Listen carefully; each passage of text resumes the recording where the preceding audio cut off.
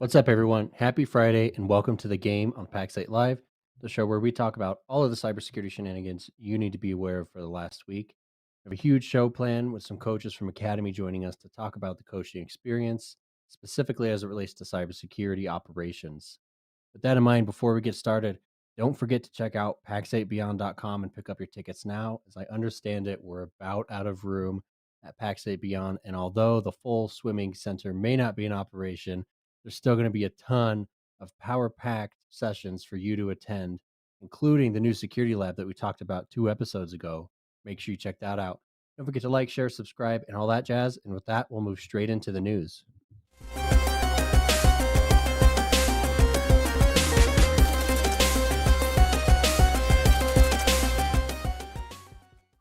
Man, I'll tell you, brother, like you got me on that one. No, seriously though, the HVAC system just fell in on the pool. Production team. Yeah, we did break the production team as well, right?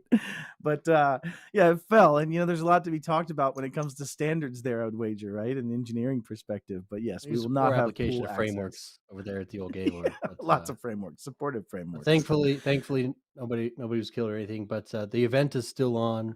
We might be down a swimming pool, but still a ton of valuable information to come out of Beyond. So make sure you get your ticket.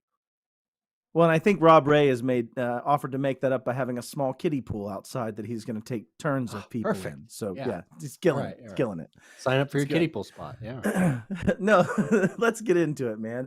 You know what? This first article may take us a little bit to talk about. If you haven't seen this yet, it basically says millions of Android phones are shipping with malware installed, right? And I think this is one of those things where when you play the incident response game for backdoors and breaches, one of the cards in there is bring your own infected parenthetical device, right? And it's this BYOD or bring your own device conversation that it terrifies me when you look at things like this. What are your thoughts on this, Dom? From millions of Android, and you're an Android guy. I'm gonna call you out. I'm an Android guy. I got a brand new Android device right here, actually. I think the challenge with Android is that it's an open source ecosystem, right? Anyone can adapt Android. So I personally don't think this is an Android specific issue. This is an issue with any sort of open source environment where you can write your own code, add to it. And what we're seeing here, if you dive into the article, these are the lower ball device manufacturers that are getting involved in this. It's where if it's free, you are the commodity, right? Like at the end of the day, to your point. And it's cheap in this case, right? So we're getting not only lower quality hardware, but in an effort to make up profit, we're seeing some malware, some adware type things be embedded into what they're calling plugins that sit on the chipset. Yep. Right. So there's no getting rid of this. It's part of the chipset of that device. So my advice here would be, one, read this article, understand who's involved in this. But two, be careful where you source your devices from. And it might be cheap, but it's cheap for a reason. So you really got to be careful where you're sourcing your devices from. We don't buy laptops from certain vanity cheap online resellers with one word names for a reason, right? We purchase them from relevant sources. So supply chain, it's an issue, and it can always be an issue in open source platforms. We even saw it with the fake Cisco switches, right? There was the big article about the fake Cisco switches that were embedded. The copy paste of iOS that was going down. Yeah, 100%.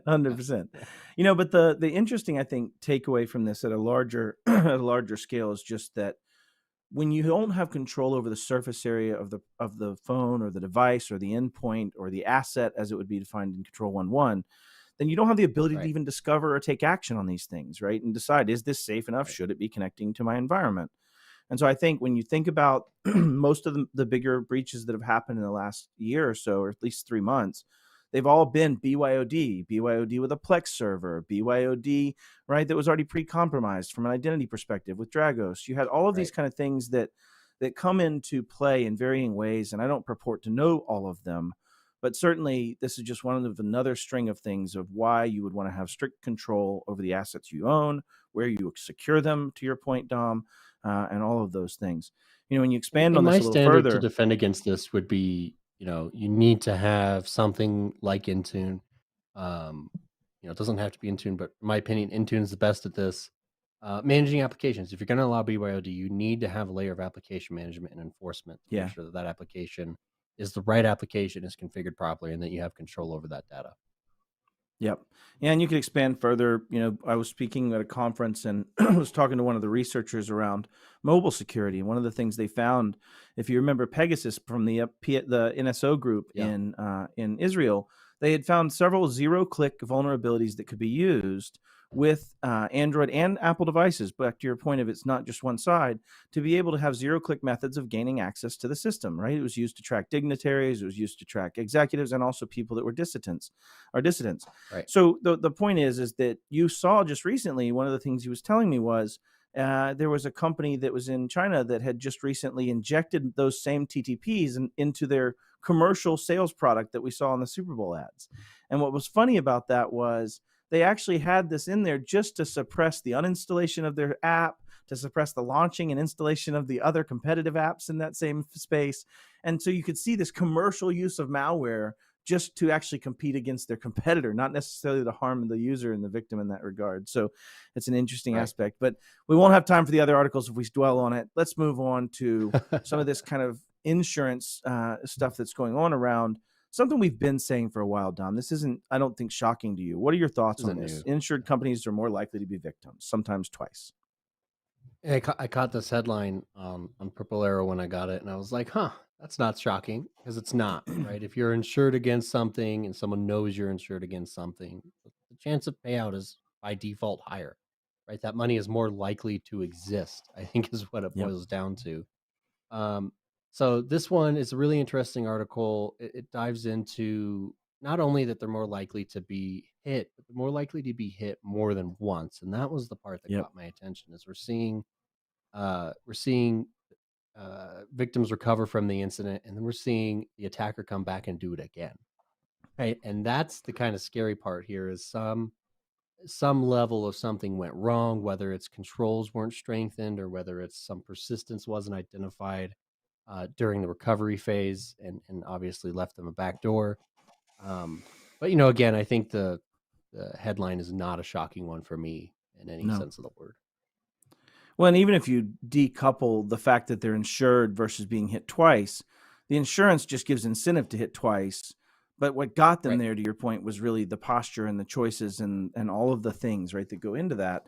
And I say this Right. because this one's a personal injury to me in the sense that when we bought Voldemort, which is that company I'll never name again, and they were compromised, within a month and a half of that, we lost. But come to find out through the forensics and the investigation over the next 18 months, that they had actually been hit twice before and had never done incident response and had never hardened things. And that went through due diligence and still got acquired. And we still spent $1 million on them and all those things that culminated in the loss of over, $3 million between opportunity cost and actual cash flow through that acquisition. And you're right. They just treated them like a piggy bank, Dom. They're like, man, I got to go to the movies Right. this week. Time to hit them up again for $1 million, right? Like it Yeah. genuinely. Right. So Yeah. yeah, I think the call to action is if you ever have an incident, I think it should spark not just a one-time spending response, not just a make it right and then we'll move on, but a real understanding Right. that real security is about how you manage the losses, how you take the punches, how well you detect, how well you respond. And now in CSF 2.0, how well you govern, right? And you're going to start seeing Right. all of those forces come together. So won't beat this to death. Good points, Dom. Let's go over to this last article that we've got, and it's about actually more jail time, right? Which we kind of have started seeing more precedents be set here. But explain to people what happened. Let's tell the story, Dom. Let's give everybody the backstory on this. Yeah. So this dude from Ubiquiti was arrested way back in December 2021. So if you can remember cybersecurity incidents from 2021, there was this whole craze. Ubiquiti was breached. Blah blah blah blah blah. Well, it turns out that the dude who was claiming Ubiquiti was breached abused his employee access to breach Ubiquiti, right? Like, this is what it boils down to. You should definitely read about this case. It was a really cool one in terms of how DOJ and the FBI caught on to him and found out who he was. He was not very effective at hiding, spoiler alert, but boil it down. He really tried to hide it. Terrible liar. VPN failed him because VPNs are not good for privacy, despite what you may think. I mean, they And leak packets that give you identifiers of where they were yeah, actually coming from in Who this knew? IPsec protocol. Who This is knew? craziness. Yeah, Craziness. I nuts. Yeah, digress. yeah. Cheap VPN clients don't do a great job, turns out. It's crazy. So, long story short, this case has been obviously in legal madness for a while, and $2 million case, 6 years in prison or jail. And I don't know. I don't know. There was a lot of pain involved in this for the Ubiquiti user community at large. I don't know that 6 years is enough. Just my personal opinion here. What do you Yeah. think? If you think back on it, and anybody that's watching that is an MSP, anytime, especially in 2021, 2022, like before the shell shock, I think it set in, we're just used to always having to deal with these big announcements. But in that time Right. frame, you really were 1.5 years, 2 years after, double extortion, which meant any of these meant they were probably going to be a breach. You're at this stage where you now are hosting. You'd already been through Log4j, or you're kind of right in the middle of Log4j, if I recall. And so you're living that. And when you got that, you were shocked. It sucked. Right. You're like, oh my God, I have to go string of Ubiquiti. We don't even know. Were they compromised? Was there shell code? Do we have all the information? Do they actually have access? Can they use this to gain remote code execution? And so you do Right. have a lot of pain and suffering from that.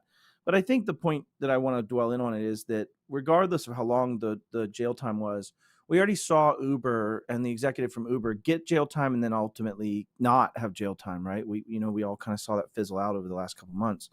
So this is, I think, Right. another one where we actually have the opportunity for a win, where people can understand the magic pooter that does them things, and we can actually have 12 people sit down and convict someone of something that's in that space. So I think we're heading into a positive direction from a legal just precedence drift, right? And where it's heading and what we're starting to see from, the direction that's taken. And, it's great to see more cyber cases prosecuted. And it also talks about the insider threat. We were talking about an MSP that still hasn't asked me to talk about them specifically, but they were being targeted. They were getting text messages, phone calls, all sorts of things to say, hey, Dom, you work for this MSP. Do they treat you good? Are you paid well enough? Right. Would you like to meet on Saturday to talk about $1 million opportunity for you just to simply give us access? And so you get into this world where, the guy might have tried to do it and do it for his own purposes of leverage, but it could also just be a threat actor that compromises someone and coerces them into doing it. And so you have to think more about, do we have a counterintelligence play? Do I have ways that I can actually say, I'm looking for these evidence of this, right? I think Joy Beelan did a great conversation about the psychology that happens before someone flips, right? From a turned perspective in that regard. So anyways, any final thoughts on this one, Dom? I mean, I agree with you. I don't think it's long enough. I think if you read into some of this individual had the perception, at least, that he wasn't being perhaps treated right as an employee of the company, and he wasn't flipped. He did do this for his own purposes, but obviously someone who is disgruntled is far more likely to be compromised, which is why in the the intelligence type space, you are very much subject to being screened for these kind of things constantly, right? Because they do not want you to flip. Well, I know you can be over gruntled, and I know you can be under gruntled. Never mind. Sorry. Reference from a movie. Anyways, so let's move on. We've got some awesome advice coming in from the amazing Robin Harris about trust. Let's hear about it.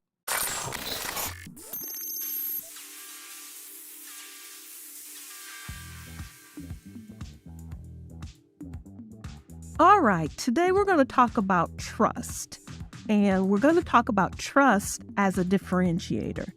How do you set yourself apart from your competition by establishing your reputation as a trustworthy company? And of course, this involves a couple of things. It involves security, it involves compliance, and also your level of customer service. Those three things pretty much play a big part, but we're mostly going to deal with security and compliance. Today, we are seeing more and more of the potential clients and existing clients coming and asking us about our security posture. And in my previous life, security was part of the sales cycle, because you're not going to sign $1 million companies without them asking, is my data going to be secure when I start doing business with you? So basically, you can weave that trust factor in to your sales process so that you have a reputation of being the kind of business that progressive security and big dollar businesses want to do business with. From an internal perspective, until you get to dealing with those $1 million sales staff who do know that security is important because they're getting those questions from the potential partners and our clients. Sometimes companies see security and compliance as an overhead. They see it as, it's just something we have to do, but that it's just not a value add. It doesn't generate income. Not only does it generate income, it can save clients, it can help with retention, and it can keep you out of trouble and keep you from having to pay those awful fines that come when you violate regulations. And as companies become more sophisticated and as you start playing with bigger companies, they may want to have audit rights. And that's like, you want to do everything you can to make sure a company has enough trust that even if it's in the contract, they won't pull that card, because that is not a scalable model. And sometimes you have to do it with your bigger sales. Sometimes it's just like you want their business, you got to sign and say they can do it. But when your company is trustworthy and they can have the evidence and they can see it in how you carry your business in terms of security and compliance, they won't ever pull that card. It'll be in the contract, but they won't ever pull the card. And that's kind of really what you want to do. And when you start operating like that, your sales staff have to really get what security and compliance means. They have to start understanding and thinking like a potential client and actually start using that as part of a tool. It's like a badge. It's like, hey, we are SOC 2 certified. Not certified, but that's what they say. We're ISO certified. We're GDPR compliant. All those things matter. And as the world continues to change, we have to stay current. And trust is one of those things. It looks like it's a soft type of a thing, but it has some real measurable components that you can integrate into your business and into your sales cycle. So that's trust as a differentiator.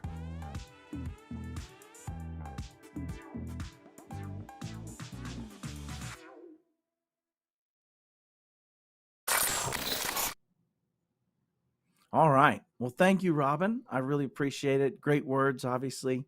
Dom, I'm getting a little nervous, right? Like, when you're working out in the weight room with all your buddies, but then eventually the coach walks in and you just now you got to put on your real game face. You know what I mean? Now we're really lifting and it's all 10 reps, not 9. Somebody go get the real weights. Yeah, exactly. Oh, what are these 10s doing on here? I thought they were 20s. No, but we're lucky enough to be joined by a couple of our coaches with Chris Wicks and James LaVine. Amazing to have y'all here. I'm super stoked about it. And I really want to dig into the coaching experience, right? I'll start with a quick story, as I'm one to do. But our company that grew from just under 7 of us and under $1 million in revenue to, over now, I don't even know where they're at, but over $100 million in revenue from a merger perspective. We would never have been there if it wasn't for the peer groups, if it wasn't for the coaching, if it wasn't for the things that got us to align and drive forward in the same unified vision. So this is really personal to me, the understanding of peer groups and coaching and why it matters. So I really, through this next, 40 minutes or so, for anybody watching, we will see your comments if you put them on YouTube. So make fun of me. You can talk about the eyes thing if you want to, or Dom and his auditors. But ultimately, I want to get at the heart of why someone would want to go and partner with a coach and start down that path from a business perspective. So anybody else want to get this started, or Dom, any thoughts to get us kicked off? Why you gotta put me on the spot? I was busy making fun of you. I just enjoy it, So. All right, fair enough, jerk. I'll do it. It's cool. Great to have y'all here. James, tell me a little bit about yourself. How did you get into coaching? And then we'll kick over to you, Chris, and do the same. So kick it off for us, James. Yeah, mine's an interesting story. So I have a very diverse background, so you wouldn't think me as a typical coach. In fact, I didn't even think I would go down this path, right? I really enjoyed consulting. I did that for decades and I loved it. But this kind of goes all the way back to my military days. I was in the Army for 10 years. I was special operations, counterintelligence. Yeah, thanks. And the idea behind this was I learned this defensive mindset from the very beginning, and it carried through with all the different businesses I've had over the decades. And when I finally had my MSP, I've actually had it for almost 25 years. I exited a couple years back. I In my particular practice, we were really heavy into security. I led with it. I pushed with it. That was part of my my personal value system and why I wanted to do that for my partners. It was personal to me, and so I was really security focused, defense driven. I'm going to protect my clients at all costs kind of attitude. Then when I decided to exit out of the business and what am I going to do next? I went through this little period of being extremely bored. What am I? Okay, I thought I was going to have this fun life and travel and do like everybody else. Okay, I get to enjoy those golden years, whatever you want to call it. Uh, I went insane. I literally couldn't take it anymore. And what are my options? And there's this, hey, you should consider being coaching or becoming a coach and pass on what you learned and help people out. And I thought, well, uh, I don't know. That sounds kind of weird to me. What does this really mean? And I decided to give it a shot. In fact, Chris knows this about me. I thought I'd give it at least a couple months. Let's try this out. Turns out I loved it. I realized there was a lot of people that need someone to hold their hand, walk through things with them, Sure. and I just enjoyed that. I found out that I had learned many hard lessons the hard way and had a lot of gray hair and wrinkles through all the ways, a thousand ways not to do something in a business, especially in security, all the heartache and pain. And I thought if I can just help one person not go through that, it would be totally worth it. And that basically is why I became a coach. That's awesome. Chris, I'm sorry for setting you up behind him for that kickoff. So, I'm Yeah. just saying, man, you're gonna have to follow that. So, Right. Chris, why Hey, don't you tell me that your happened why? when, Go ahead. yeah. No, yeah, that happened when James joined the team. We both started around the same time. His story's a little better than mine as far as excitement, right? Former military and all that. But for me, it's, one of those things where it took me a while to find what I wanted to do. I have a degree in biology. I got published as an undergrad, went down that whole road and decided I'm going to do something different, right? So I had a buddy right out of college that brought me into a small business, and I got exposed to sales and small business and what it takes to run a small business and how stressful that can be, right? And at the time it was high end audio, so I got to play with tech, and I started getting kind of my taste for tech. But then my dad came to me and asked me if I could help him with his business because I was this college grad now. He's like, I figure you know stuff. You've got to be able to help me out. And I had worked for him growing up. So he had an art restoration business. And it was pretty fascinating. I got to do a lot of different stuff. But I think, again, customer service and helping people is really that thread that started weaving through all that that came to the top. I was dealing with $1 billion estates, and we were going in and taking care of their collections. And you get to deal with some pretty tough people when you have an estate manager that's in charge of that kind of volume. They're no fun to deal with, quite frankly. And so learning how to do customer service with them, that cut my teeth real quick. And then I had to decide, I came to a fork in the road. Do I want to kind of bulldoze my dad and his business to be successful to the degree that I needed to for my family? Or do I want to try something different? My brother works for the California State, and he's in the Windows architecture unit. And so I got exposed to IT through him. So I jumped in and I became an intern. So I was VP at my dad's company, and then I'm intern at an accounting firm, right? Wow. And have a Yeah, little yeah. kid at home, and Little had humility to really right there. dive in. Right. Oh, Yeah, that's absolutely. awesome. Crawling around under desks and all Been that there. stuff. So Yeah. that's where I cut my teeth doing IT, and it was great. I mean, accounting is one of those places you get exposed to a lot of tech pretty quickly. They use a lot of different software. And again, customer service, though, the reason I ended up excelling there is I actually stopped. I went outside of my office. I would talk to people face to face time. And again, it came from this desire to help. And so throughout that journey, I realized, well, I talked to a friend who was a mentor of mine, and I wanted to learn more and accelerate because, again, I got a kid at home. How do I do this? He's like, you got to go work for an MSP. You're going to learn. It's like dog years. You're on a single network. Yeah. You go jump into a bunch of networks. You're going to learn so fast. So I went and did that, and quickly learned, again, that thread of helping people carried me through. I wasn't the most technical person on the team to start, right? I jumped in, they threw me way too deep, too fast, and I had to learn That's an MSP. learn the hard way. James said it caused his hair to grow gray. It just caused mine to fall out. But so I ended up being able to um, jump around between MSPs and get a little taste. And the one where I settled in for a while, that's when I got into the leadership component and really realized that's what I love. Not only do I like helping clients, but I love helping the team even more. And so what led to coaching was I got to the place where I realized, hey, I wanted to expand my reach. And with coaching, it's such a perfect match because I get to not only help one MSP, but all these MSPs and all their clients. And now, as being manager within Academy coaching, I get to help the coaches. And it's pretty humbling because I'm working with people like James who have all this experience. I'm just there to help them and equip them to do what they need to do. But I personally just love helping MSPs not run their head against the wall as many times as I did. Yeah, there's a common theme playing out, right? It's this want to help. It's this want to elevate. And if you take that back to the corollary of coaching from a sports perspective, you could have two kids that have the same body dimensions, the same speed, the same capabilities, the same initial reflex capabilities, the same upbringings, make as many things equal. A coach is going to make the biggest difference in the outcome of that child's capabilities, right? Especially when you think about the Yep. early learned behaviors that then turn into the larger problems as you become deeper in your career and have to be overcome. And so I think, when you think about coaching, for me, that's the exact trait that has to be there, right? Is you have to want to help and make someone better than yourself and be better than themselves than they would have been. So what are your thoughts on that, It's James? important. What do you think coaching Yeah, is? I was going to say, Matt, it's important to. I would bring up the fact that it's not just your scenario, but also professionals, Tiger Woods, others, right? They hire coaches to keep taking that little Yeah. edge off, a little piece of time, just trimming away any little bit of fat, get that little extra edge over anybody else. Or sometimes you Yeah. have to go all the way back to the basics and fundamentals to Right. re-ground yourself, Right. get things back in We've place. seen So. Tiger change his swing like 19 times. So yeah, 100%. Right? Exactly. Yeah. Yeah, So Yep. I'm exactly. with you. So we talk about this, like, security is the new focus on coaching, and we're gonna get into this a little bit.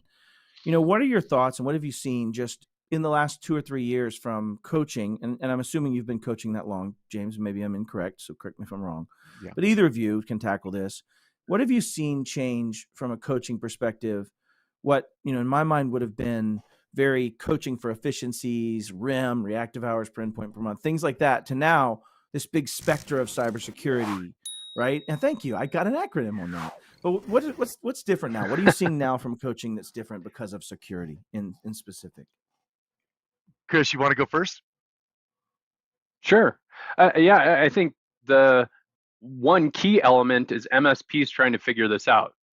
They're trying to decide, how do I work this into my offering? Do I just add to my stack and do I bundle that in what I'm already doing for my all-in agreements, or do I break it out as a separate offering? And if I do I need to become what's this MSSP thing?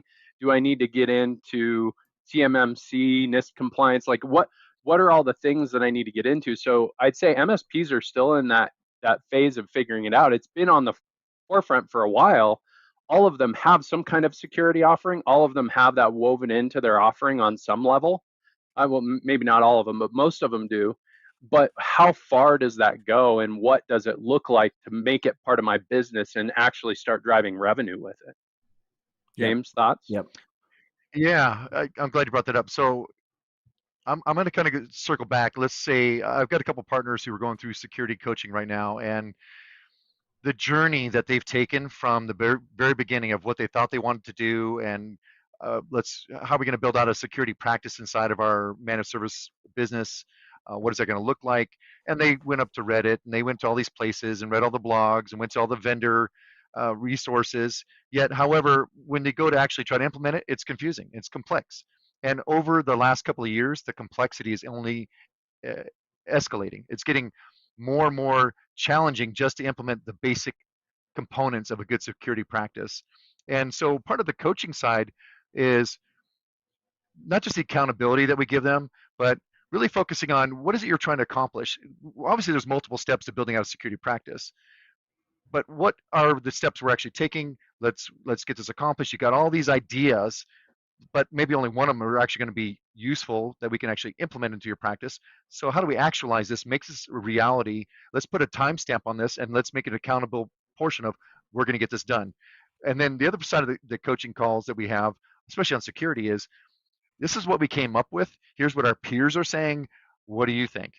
And we become this, you might want to say, yeah, we don't consult per se, but they at least want to offer out an option to, we can question what they're looking at. We can question their thinking. We can question their processes. We can question everything to get them to think even more intently and intentionally towards building out their security practice. And that's what we've been noticing over the last couple of years, is the complexity is growing and growing as more and more stacks, more and more attack vectors. How do we do this? How do we offer this?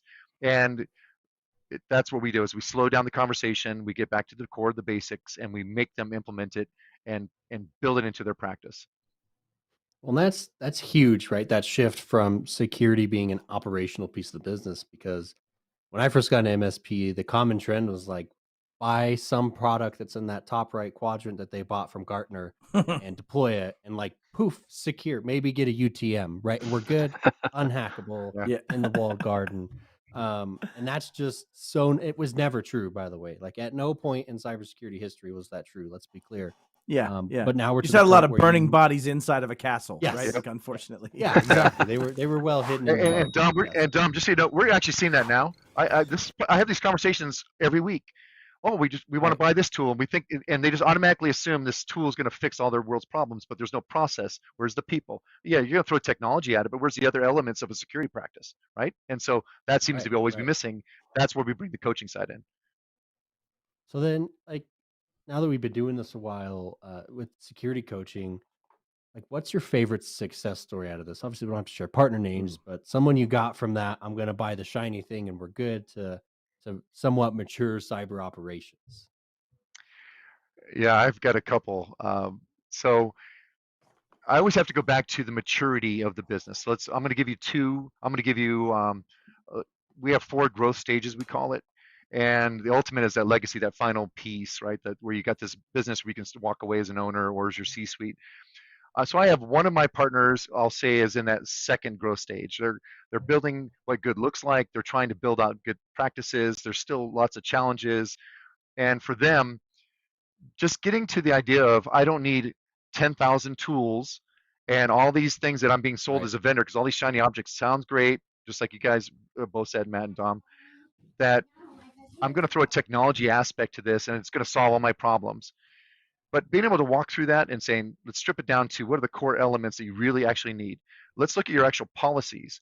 And if your policies are in place, if you have policies or not, then how does that drive your technology stack and your offering? And then we go into the pricing. So one of my success stories is, I have a partner who is lower maturity, and we were actually able to redefine what they thought was a security practice, which really was just a couple of AV tools and some other stuff, into a very bona fide, real practice. And now they're actually generating real revenue, and they're actually profitable. So their gross margins are actually increasing on a security-based practice. And that was through the coaching. I had to rethink their whole mindset, because, again, they were trying to follow the crowd of what everybody else is doing out there, and it was determined that this is not going to function. They did not want to be a full-blown MSSP. They just wanted to have a good security offering that was actually viable and really truly protected their clients. And so that's that success story. The second one is a much larger. Oh, go ahead. No, I don't want to interrupt the second one. I'll come back. I was just going to say, I have a much larger MSP that they decided to go full on. They don't want to be an MSSP. However, they embrace the security practice to this whole new level. And we'll say that the MSP, the help desk, service support side, is actually a small subset of their business now, and they're all security focused. And when we rejiggered their whole security practice and all the different tools and stack that they're offering, even down to their consultative, I'll say vCISO, that actually was a game changer for them. They were after. That's a virtual chief information security officer, just for everybody. Nailed it with the acronym. You stole his point. Sorry. I did. I took the point. It's a Matt point now. Yeah. Yeah. And so we decided to implement that and take this to a whole new level. And so that bringing that knowledge base to their client set, and actually they're going after bigger fish now. So they're getting highly profitable with that. And so now this is one of those examples of a mature business who latched onto this. They see it, they pulled it together. They have an incredibly deep stack. Their knowledge base is well defined. Their policies are well defined. They got the great people in place, and this offering is out. They're out killing it in the marketplace. So those are two Yeah. spectrums, right? I got this lower growth stage. They're trying to get there. They're not quite ready. And I got this one who's more mature, and they full bore all in. Those are the perfect stories because you have the partner that's in that newer growth phase, and they're trying to do it right from the pseudo beginning, and then you have that larger partner who maybe wasn't where they wanted to be, and they've made that transition, and that's huge. So, the message there is you can make that Yeah. transition to have a strong security operation regardless of where you're at in the business journey. But you said I, I, MSSP a few times, right? Yeah, you pulling my yeah, string here. Yeah. Yeah, and Matt and I have gone back. I will tell you that I will tell you it was a journey. So I don't want to candy coat this, Yeah. right? This isn't like, oh No, yeah, no, it no. sounds good, and 2 months later, this is a long process, and it can be a very Right. painful process, especially when you hear that's not going to work. Show me this number. Where's this? Why aren't you doing this? Hold on. No. Let's go back to the basics. Why are you doing the stack? What are you trying to accomplish? What's your end goal? Right. And really, that's the coaching side of that, right? And it can be painful, but the end result is they're getting what they actually want. And so that's what we do on the coaching side of that. I mean, you said more revenue, higher margins. There's a lot of defensibility in a mature security program. So a little bit less risk, a little bit better managed risk. I mean, what more Yep. could you ask for, right? As an outcome. Yeah. But you said MSSP, and Matt and I love to pick on the term MSSP. You want to I take love this it one, because Matt? You want to? Yeah. well, I'm actually, itching I'm to glad pull you the guys string picked on on that this. because I'm a huge advocate of not going down that path. It's buzz out there, right? Everybody's No, thinking, and should I, or should I here's what I not? would get at. Here's how I would redefine this, and maybe I'll take a poke at this, James, and you can talk me off a ledge on this, right? You have this understanding that as we developed security capabilities, you started seeing companies, especially in the enterprise space and especially in the mid-market space, say, I'm going to outsource my SOC to these people, and they're going to do this function. I'm going to have my team do this, and you're going to do this. I still believe in that model. I don't think MSPs should take on building a SOC or building their own complete operations for SIM and management of those things and aggregation and trimming. And all. I don't think that's the case. What I will say, though, is it's not going to be acceptable over time to be a MSP and say, I don't have to deal with security because I'm just an MSP. No, you're the one that turns the wrench on whether they live or die at the end of the day. And so I think what we're both saying is the same thing, but we are seeing a convergence in this market that the term MSSP as applied to an SMB serving market is not the same term that would be applied. And I think we really find that the MSPs are ultimately going to be responsible for the security of their partner, and how they accomplish it may be through outsourcing, maybe through not doing something right now and knowing that's a gap for them. But it's going to be taking away this abstract of you can't just be an MSP, in my opinion, and not understand the implications of things you do from a security perspective and make suggestions of either partnering, outsourcing, or scaling those things inside their organization to some extent. So I don't think we're disagreeing on this. It's more the terminology pulls my string for the MSP. Well, it's MSSP. such a buzzword. There was a popular vendor out there, one that I actually don't dislike, and they said us. I'm not going to name them. Us plus MSP equals MSSP, and that's my favorite example. I remember because they that. said, "Oh my god!" They said, "Slap our product in there, and you're an God. MSSP, boys. We're good." It was crazy.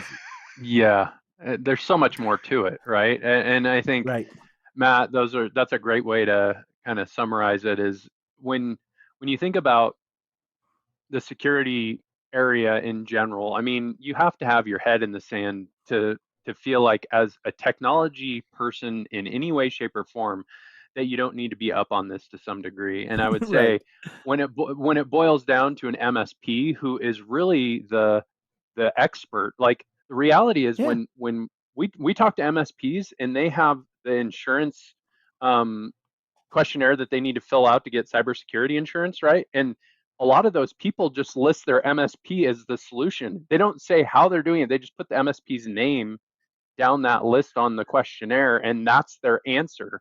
And so if you're that person that's being put on that list, number one, you need to help them understand you shouldn't do that. But number two, you need to really take responsibility for what that means. And and you have Sure. to develop an awareness, whether you like it or not. If you're in the tech space, you've got to be on this front edge. And it really is beneficial to have somebody on your team who's just geeked out on security, who can be that person who's digging deep on all the articles and trying to understand everything that's happening. Yeah. And as you see that play I like out, right, this is the same thing of why you have coaches. I think this is the piece of, you said this well in yours, James, your biggest success story would be one of my favorites of, they iterated. That's it. That's all the story has to say for a success story. They iterated. They got better. Mm-hmm. Right. They understood what the gap was. They found better capabilities. They realized this was something they weren't going to serve, and they started excluding it in their contracts and made sure they understood. And so you're getting into some of those things where I think this is the way people find success in security, is by iterative pieces. And that brings us to, defensibility and reasonability. So one of the things I want to tackle on this, because I like talking about coaching as an abstract in general, but James or Chris, I don't care who goes first, right? What are some of the key characteristics that cybersecurity coaching becomes effective as? Like, what do you expect out of iterated? Nice, dark web. Yeah, what do you expect out of a good coaching session? What makes it successful? Help me understand that. Or even focus on what makes it not successful when you engage, if you want to. Either way. Chris, why don't you take it away first, and I'll loop back around behind you. Yeah. Well, I'm going to step it even higher and just say coaching in general, right? So what makes it successful for coaching? And I think that first thing we talked about is desire to help, right? You need to be in there. And what does that require? If I really want to help somebody and I want to go and make sure that they're most effective, that they're able to iterate forward, I have to listen. I have to ask questions. I have to get to know what their case is and what they're struggling with. And until I fully understand that, if I start offering solutions, I'm making a mistake. So I have to be able to listen to them and then go from there. And then it's a matter of starting to, like James was talking about, they throw an idea out there and they tell you the path they're going down. Part of the job of a coach is to stop them, say, that's great, I love that idea. Let's back it up a couple steps and tell me why. Why is it you think that's the right path? You're forcing them to be critical path? of their own decision, right? Like you're forcing someone to be critical of their own decision, and that's critical. So, pun intended, but continue. Yeah, well, I want to bounce it over to James. What do you think? I 100% agree. So there's so many aspects to the coaching side. My biggest thing is, I like to say that we're in the trenches with you, right? This isn't a one-off session. You got to go figure it out. We're actually going to get dirty and get in there, and because either we've done it or we have access to things we've done before. We got the experience, and we've gone through this process so many times that we want to walk it with you, right? We're gonna, even if we have to hold your hand, that's fine, but we're going to get you to where you want to be. Period. And we are determined to get you there, and we're going to work with you, even if you don't like it, even if you're that. We're dragging you as a screaming kid down the road. We're gonna get you there because that's what you said you wanted from us, and that's the idea of coaching is. There's gonna be times you may hate my guts, and that's okay. I'm not here to be your friend. I'm here to be your coach. I'm here to guide you and get you there. We'll probably end up developing a relationship. I can tell you all my partners, they know me well. We're pretty close. We develop deep relationships through coaching. They know I care about them. I want to see them successful. But specifically on the security side of the coaching, it's very similar to what Chris just mentioned. I'm going to get you 80% of the way there with what we have, but that last 20%, that fine tuning, that's all you. And we're going to mix it together and come up with a great concoction that actually is going to work for your business. We're going to meet you where you're at and define it and develop this specifically for what you need to move your practice forward. And that's that coaching aspect, right? It's not a one and done or one size fits all. It's we need to work with you, and it has to make sense, and it has to make financial sense. And again, what are you trying to accomplish? So really, when we're like I'll give you an example. We're defining a security practice, and we go through things like, let's before we even get started, what's the end goal? Where are we trying to take this thing? Are you trying to make more money with it? You just want to shore up your defenses? You want to reduce your risk? And then we get into things like, what are your gross margin goals? What are the timelines? What are we looking at here? What are some of the milestones we're going to have to be looking at achieving? How long is it going to take? Right? These are all those conversations that nobody wants to have because everybody wants it done yesterday, or they want it for free, or they want something simple. And coaching is no, this is not how it works. We're going to have to sweat. We're going to have to grind. We're going to have to bring things to the surface. We're going to have to walk through on screen together when we coach. I pull up a document. We're going to pull this up. Let's look at your homework. Which, by the way, you do get homework. We'll give you Yeah. 1 hour of our Good to call coaching out. time. You're going to have a minimum Homework. 3 hours of homework, right? Because there's always homework to keep moving Yeah. forward. And then we're validating that homework. We're questioning it. We're going to ask you even more questions. Is this the right direction moving forward? You said you wanted this. I'm going to hold your feet to the fire. Let's go. And so that's part of it. Yeah. Then we get into offerings, and are we going to get into, do we need to look at a CMMC, or do we need to look at CIS controls? I mean, so we get into other subset aspects, but we don't need to be the technical expert or security expert per se. Ours is, this is your homework. You need to define what the truth is, the technology behind this.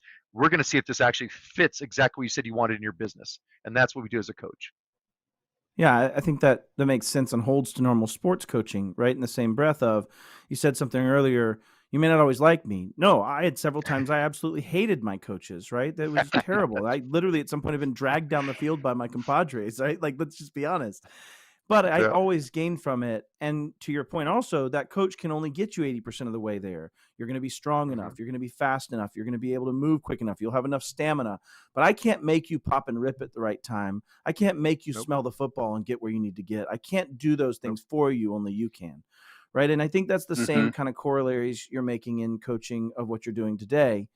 You know, the other aspect of that too is that you're starting to see that play out to where your success and the relationship you build, I have to imagine, this is a question for the two of you, do you take on some empathetic response to where you're finding the impact to that end MSP makes you feel that impact? Like when you take that call and they haven't gotten somewhere, or they failed, or tell me a little bit about that. Is that part of the coaching? I mean, you're their buddy, their partner, but also their harshest critic in some cases, right? I'm glad you brought this up, because Chris and I, we talked earlier today about this very thing, and I actually said this topic. I said that you have to be empathetic to your partners that you're coaching, because they're in a fog, right? They can't see everything that you see. And so part of our coaching is we see a bigger picture, and we have to guide them almost like a lighthouse. We're shining this light and guiding them through this fog to get them this end result. And when they don't do their homework, we feel it personally. When they're being challenged, we feel it personally, because we have a vested emotional interest, not just on seeing success, but we emotionally are bonded with them. We are driven to get them to be successful.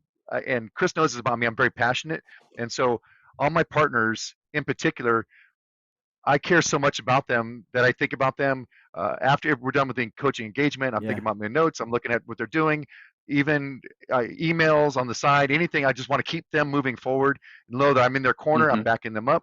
There's times where they feel frustrated, even internally with their own team. I can talk them off the ledge on that as a coach. Sometimes I have one-on-one specifically with somebody outside of the regular call, just to make sure that empathy is in place, that we're pushing them, we're guiding them, we're coaching them, we're that ear, right? We're that real trusted C-suite kind of person. So go. I'll tell a quick story and we'll kick over to Chris for that same thing potentially, or Dom will get a question in here. But I coached a kid for football when he was 12, 13, and 14. We didn't have any kids in the team. Me and my buddies coached. We ended up winning 24-1 that last season, right? So we won for 2 years in a row, basically. Wow. And this kid named Delvin Purifoy came on the field one day, and he hit a kid, and it ruptured his kidney. And so the kid gets taken out on an ambulance. It was a clean hit. His head was in front. He didn't break any rules. He did everything the way he should have done it. And yet I see this kid coming in. I'll make tear up as I say it. I see this kid coming into my practice the next day with his helmet, with his jersey and his pads, and inside his helmet, and he's crying. He comes up to me. He goes, "Coach, I can't play football no more." I said, "Why, Delvin? Why can't you play football?" He said, "I hurt that kid." And well, I'll tell you, I tear up about it every time. Well, guess what? That kid went on to play football at Florida State on a full scholarship. He never played a single down, but he walked out of incredible poverty as a child to actual success in college as a full piece of that. And for me, as a coach, I had the one moment to talk him into putting the pads back on, right? Yep. And that that's the piece I think that is so critical as a coach that you guys have to deal with. And I didn't mean to take it to that emotional aspect of it, but no, good. You gave me goosebumps. Well, that's a great story. That's what we do. That's the defining piece that makes us different from consultants, right? We're passionate and we want to make a difference, and we're driven by that. Go ahead, Chris. I didn't mean to cut you off. No, that's I mean, a big part of my personal why, what gets me out of bed every day, is to have a positive impact on as many people in my life as I can. And I think a key element of that in coaching is the investment in that relationship. Any relationship we have, the best quality comes through investment, right? It comes Yeah. when you're willing to push in and spend time and weather some storms together. I mean, honestly speaking, that's when relationships get the best, right? As far as strength goes. And so I think that's a big part of what we're trying to do is go through this with them. And, a key part of what we do is accountability, which makes it awkward at times. And again, I go back to that's a key part of relationships. If you want them to grow and you want people to grow through the process, you have to get a little awkward. And James knows I love Crucial Conversations because Oh, that it's a good book one. is, Yep. it's a key component of not only what I do in coaching, but what I do with my kids, my family, my friends. And so the one side benefit of coaching, I have stories with my family plentiful of how being a coach has actually helped me become a better member of the family because it's changed my perspective. Instead of just going to my son and offering a solution right away, right? He comes to me and he asks for one. I start asking him questions. Like James said, well, Yeah. what's your goal? What are you trying to accomplish? What do you think? Right? And it becomes this different approach, which, Forcing him to yeah, be I mean, you giggle at, introspective. Yeah. Right. yeah, in a teenage boy, that's frustrating for him, right? But it's the best thing for him. And I think, when you're dealing with our partners, like sometimes they just come to us and want the answer, right? They just come to Wow. you. No, what's the best practice? I Hmm. just want the answer. Just tell me how to do it. And the one thing that I think I heard Rex say this early on was like, I'll consider it a problem if you ever say, we did it because C-level told us so, or now Pax8 Yep. Academy coaching, right? Or because Rex told them so, right? So, and I tell that to my partners all the time. If you do it because Chris said so, you miss the point.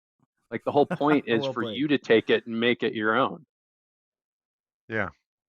One thing I want to add in just kind of wrap at least this portion of my how I feel about this is I believe in my partners. I believe in them. I know in my heart that they can do this, and it comes across when you can feel that confidence in that person when they don't believe they can do it matters. Mm-hmm. Yep. Mm-hmm. That's Absolutely. a massive piece and ties in because especially in security, and I think a lot of people wouldn't have thought about coaching in the realm of security, right? But the landscape is so wildly more chaotic than it used to be this year compared to last year, even, right? This year we're having an explosion of random nation state attacks. Like who would have put that on their bingo card? Because not me. But it's getting very antagonistic to be in cybersecurity, and you're constantly up against hearing stories of lawsuits and arrests and new TTPs and new threat actors. So I'd imagine that as you're working with them, sometimes your coaching partners are gonna get discouraged when something new comes out. That's just now another thing we have to worry about, or we see legal action start to occur from the FTC. Um, has that been your experience with some of your partners? And I would Yep. imagine you've been able to really push them through that. Spot on. Spot on. So we start off with an agenda, right? We have homework. We know where we're going to take the call, and sure enough, some new thing pops up, and it takes precedence because it's something that we need to deal with right away. I like to say it. We have to possibly put a band on something, a situation, so we can keep moving forward with where we're trying to get to. But yeah, you nailed it. This happened this week. In fact, um, we had a very specific agenda that we needed to get through within 1 hour. And sure enough, right at the beginning of the call, here's this latest thing that happened in our state, and we got to deal with this. And so we had to pivot, but that's what we do as a coach, right? That's part of what we do is let's talk about this. Let's bring it to the surface. What's the action? What are we going to talk about here? What's going on? What actions do we need to take? Okay, now let's put a deadline on this and let's make this happen. Make it actionable, and we're going to hold your feet to the fire. Then it becomes their homework. It's funny, Chris, you said something Right. that was hilarious earlier. I was hiring an engineer to come join my project team, and he was telling me about how he had done a V2V migration, 2 P2V migrations, and he'd done 2 email migrations. And I was like, cool, that's Thursday, and that's your 10-year career, right? Like I do that on a Thursday. And so I joke about your dog years, right? But I think of this question of, would you say that as a coach, you're in that exact same position yet again, where now you're dealing with the executive decisions of holistic MSPs, coaching them through these problems? You're seeing these problems come out more and more in parallel from different MSPs, I imagine, than you would if you were just sitting in one MSP. Is that also a corollary for you? Do you feel like you get more experience that way? Absolutely. Oh yeah. One of the things, I probably didn't say it earlier when you were asking about coaching in general, but one of the joys I have is one of my top strengths and strength finders is learner. And this is the Nice. perfect job for me because I get to sit and like I learn from everybody I interact with every day. And it doesn't matter As you what should. partners. You think about every MSP is made up of different people in different geographies with different markets. And so think about the volume of variability that you're dealing with and how many Yeah. people take different ideas. I mean, honestly speaking, our coaching wouldn't be where it is without all that variability and experience that we've gained. We've learned from our partners as much as they learn from us. Yeah. Yes. Yeah. True. All right. Well, we are down to that time of that show every time it is this time of that show, where we're going to get y'all some opportunity to give final thoughts. Let's start with you, Chris, and go ahead and give me your final thoughts on again. why. I know, it's so fun. They couldn't Why connect those should you dots. hire a coach? Why should you hire a coach? Last pitch. Come on, let's do it. Outside perspective, somebody outside of the fray of your current business struggles, doesn't matter what aspects of it that you're dealing with, somebody to help you and guide you by asking questions, getting to know your needs, and then taking our vast experience between all the coaches we have and all the knowledge that we have and trying to offer options and ideas on how to move forward. All right. Next hot seat victim. Same question. Love it. Hey, I love the hot seat. Mine is a little different. I agree with you, Chris, 100%. Mine is when you find yourself trying to implement things and you just find yourself in this little eddy pool spinning around and round and round, and next thing you know, a year later, nothing's changed, and a year later, nothing's changed, and you're getting nowhere. That's when you need a coach, because that's our job, is to move the needle, get direction, and make it happen for you. Even if you don't want to do it, that's what we do. We will drive it. We keep you accountable. We hold your feet to the fire. We believe in you, and we make it happen. So if you want to see progress in your business, hire a coach. Yep, 100%. Dom, you know the deal. Let's close this out, buddy. Thank y'all so much for being here, James and Chris. We really appreciate it. Thank you for having us. Some coaching. Show. guys are Yeah, awesome. For coming, my gents. pleasure. And if you didn't know, coaching is available for a variety of different business types or different business areas, I should say, from Pax8 Academy. If you want to learn more, reach out to your account team. They would love to get involved with you and coach you through whatever you're dealing with. But I think cyber is a big one. It's a big stressor nowadays.